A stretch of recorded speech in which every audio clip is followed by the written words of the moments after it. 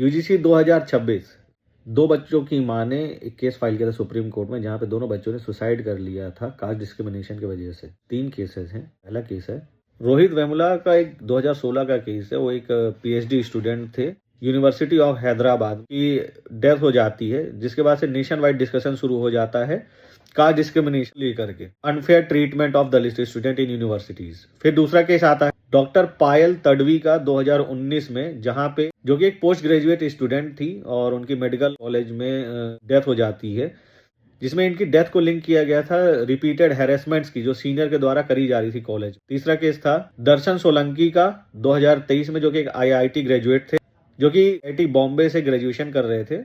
इनकी डेथ हो जाती है और फिर सुप्रीम कोर्ट यहाँ पे ऑर्डर देता है कि कैंपस के अंदर इन्वेस्टिगेशन करने के लिए कैंपस एनवायरनमेंट के अंदर किसी ने डेटा निकाला, जो डेटा कास्ट डिस्क्रिमिनेशन जो होते हैं कॉलेजेस के अंदर, वो SC ST OBC स्टूडेंट के अगेंस्ट में 118% से भी ज़्यादा थे जो डेटा दिया है। अभी हाल ही में जो भी कंट्रोवर्सी चल रही है कि ये लॉ बायस्ड है या है, पहले इस बिल का नाम था एंटी डिस्क्रिमिनेशन रेगुलेशन 2012। अब जो नया नाम आया हुआ है इसका promotion of equity in higher education institution regulation 2026। Law का मेन एम क्या है? प्रमोट इक्विटी इंक्लूजन का स्कोप क्या है? Cover caste, religion, gender, disability, region, race etcetera. Nature है इसका मैंडेटरी फॉलो होगा, मैंडेटरी एनफोर्सेबल होगा हर यूनिवर्सिटीज के अंदर। जो कमिटीज बनाई जाएगी हर यूनिवर्सिटीज में, वो कमिटी का नाम होगा इक्विटी कमिटी। इसका कंप्लेन सिस्टम ऐसा है कि ग्रीवेंस रिड्यूसल सिस्टम बनेगा, एक हेल्पलाइन नंबर भी प्रोवाइड किया जाएगा। यूजीसी पेनलाइज कर सकता है, पेनाल्टी लगा सकता है, इवन रेस्टिकेट तक भी कर सकता है। यूजीसी खुद इन्वेस्टिगेट और मॉनिटर भी कर सकता है। यूनिवर्सिटी पे कुछ इस तरह लगेगी कि फंडिंग रोक दी जाएगी या उस कॉलेज की या यूनिवर्सिटी की मान्यता ही खत्म कर दी जाएगी। फोकस ये है कि अकाउंटेबिलिटी डिसाइड करी जाए कि इसके लिए एक्चुअल पर्सन हेल्ड हो सके। मेन कॉन्ट्रोवर्शियल जो रीजन है उसमें वो यही है कि इसका मिसयूज हो सकता है, फेयर ट्रीटमेंट नहीं हो सकता है।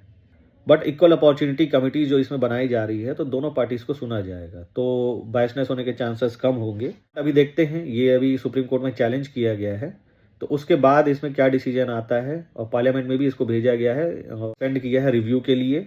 जितने भी कॉलेजेस के यूनिवर्सिटी के अंदर 118% का जो डेटा है उसको सबमिट किया है ओवरव्यू के लिए। तो ये डेटा चेंज क्यों हुआ है? पहला है इसका एक FIR 15 जनवरी 2026 से सुप्रीम कोर्ट ने ऑर्डर किया है कि जितने भी कॉलेज यूनिवर्सिटीज में नेचुरल डेथ और सुसाइड अगर कमिट होता है तो 24 आवर्स के अंदर पुलिस को पास रिपोर्ट FIR करवानी होगी यूनिवर्सिटीज को। दूसरा है equity audit data. Equity drop out data का मतलब ये है कि यूनिवर्सिटीज खुद बताएंगी कि उनके यहाँ से कितने लोगों ने ड्रॉप आउट लिया है, कितनी डेथ्स हुई है, कैंपस का एनवायरनमेंट कैसा है, सपोर्ट कैसे मिलेगा स्टूडेंट को जो कॉलेज के अंदर रह रहे हैं। उनके सपोर्ट के लिए ये है, या तो आप खुद जो एक स्टूडेंट है किसी भी कॉलेज में, या अगर आपके साथ कोई आपका दोस्त है, सहपाठी है, अगर वो किसी मेंटल डिस्ट्रेस से गुजर रहा है या कुछ भी उसके साथ भेदभाव हो रहा है या रैगिंग जैसे कुछ भी चीज होता है, तो आपको एक हेल्पलाइन नंबर प्रोवाइड करी गई है जिसको अटैच किया गया यूजीसी से, और ऐप भी है, उसका नाम है टेलीमानस, TELEMANAS। इसका एक हेल्पलाइन नंबर मैं आपको बता देता हूँ, जो नेशनल सपोर्ट नंबर है इसका 14416 है, जहां आप अपनी आप शिकायत दर्ज करवा सकते हैं। पेनल्टीज टीचर और स्टाफ पे क्या लगेगी? अगर टीचर को ये करता है तो उसकी सर्विस रिकॉर्ड में आएगा, फ्यूचर प्रमोशन और सैलरीज पे भी इफेक्ट करेगा। फिजिकल एक्सक्लूजन होता है, ऑनगोइंग हैरेसमेंट अगर होती है तो इमीडिएट सस्पेंशन, टर्मिनेशन हो सकता है। अगर ऐसी कोई भी घटना होती है SC ST एक्ट के अंदर या IPC के अंदर का कोई क्राइम होता है, तो यूनिवर्सिटीज को, पुलिस को इन्फॉर्म करना होगा विद इन 24 आवर्स। तो यूजीसी जो ग्रांट कमीशन है वो मेन फोकस करता है कि यूनिवर्सिटीज़ को से बच्चे को किस तरह से बेटर एजुकेशन, बेटर अपॉर्चुनिटी और चीज़ें मिल सकें। ECOS इक्विटी अपॉर्चुनिटी सेंटर्स बनाने होंगे जो कि ये देखेंगे, इंकरेज करेंगे inclusion and diversity in campus, help disadvantaged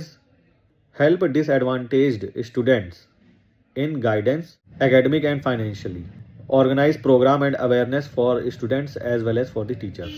committee और इक्विटी स्क्वाड्स, इसको भी इंट्रोड्यूस किया जाएगा, जिसके अंदर ये देखा जाएगा इक्वल अपॉर्चुनिटी सेंटर के जो हेड होंगे SC ST मेंबर्स होंगे, वीमेन होंगी, पर्सन विथ डिसेबिलिटीज भी होंगे। इस इक्विटी स्क्वाड का मेन पर्पस ये है कि कैंपस के अंदर, मेस के अंदर जहां आप लंच लेते हैं, डिनर करते हैं, हॉस्टल्स वगैरह में इन्वेस्टिगेशन कर सकती है, चेकआउट कर सकती है कि कहीं किसी तरह का कोई डिस्क्रिमिनेशन या किसी तरह का कोई लॉ तो वायलेट नहीं हो रहा है, बुलिंग या हरेसमेंट तो नहीं हो रही है किसी है। Strict time limit for complaint, सबसे इंपॉर्टेंट है टाइम लिमिट। अगर कोई कंप्लेन करता है तो within 24 hours committee must take action of that complain within 24 hours. Detail report submit करनी होगी कमिटी को within 15 days of working hours. Student can appeal to ombudsperson if he is not satisfied with the investigation report। इस act का benefit क्या है? 4x7 helpline रहेगी, online complaint portals रहेंगे, students को महीने भर, 6 महीने भर, साल भर वेट नहीं करना पड़ेगा किसी भी कंप्लेन के लिए कि उस पर कोई एक्शन हुआ या नहीं हुआ है। कॉलेज ये नहीं कर सकता है, यूनिवर्सिटी ये नहीं कह सकता है कि अभी टाइम लगेगा, उनको बताना पड़ेगा वो किस तरह से काम कर रहे हैं। एक तरह से स्टेप है किसी भी तरह के डिस्क्रिमिनेशन को रोकने के लिए। सबसे इंपॉर्टेंट चीज़ है human dignity clause. First time student caste और कॉलिंग आउट स्टूडेंट, मतलब कि कास्ट सेपरेशन करना, कास्ट से बुलाना, हॉस्टल वगैरह में अलग अलग करना, और जो है इसमें अभी यही चीज़ कही गई है। से भी ये पार्लियामेंट के पास भी भेजा गया, सुप्रीम कोर्ट में भी केसेस फाइल हो चुके हैं। जो भी डिसीजन आएगा उस डिसीजन के बाद हम फिर इसको एक बार फिर डिस्कस करेंगे। Thank you for joining.